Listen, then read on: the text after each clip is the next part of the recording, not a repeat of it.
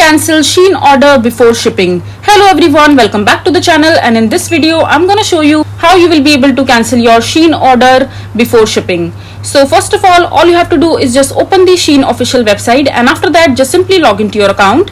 And once you are logged into your account, just click on the profile section from the top right corner of the screen, and after that in the personal center you will be able to see different options like my account, my asset and other option. Just simply go to the my order section, and after that just click on the all order section from there.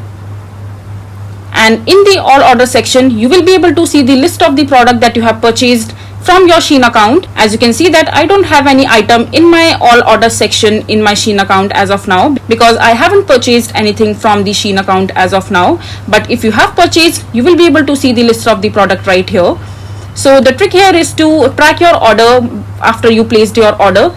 If you see your order in the all order section or the unpaid section or the processing section, you will have the option to cancel your order from there. But if you see your order in the shipped section, that means your order has been shipped, and once your order has been shipped, there is no such option for you to cancel your order once your order has been shipped.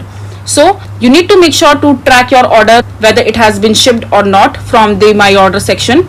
And if you see your order in the processing section or the unpaid section, just go ahead and cancel your order from there as soon as possible, because once your order has been shipped, there is no such option for you to cancel it. So this is basically how you will be able to cancel your order before shipping. This is the only way through which you will be able to do it. You need to track your order once you have placed it and just cancel it as soon as you can. I hope you find this video to be helpful. So that is it for this video. If you find this video to be helpful, make sure to hit that like button and don't forget to subscribe to our channel for more such informative videos, and I'll see you the next time.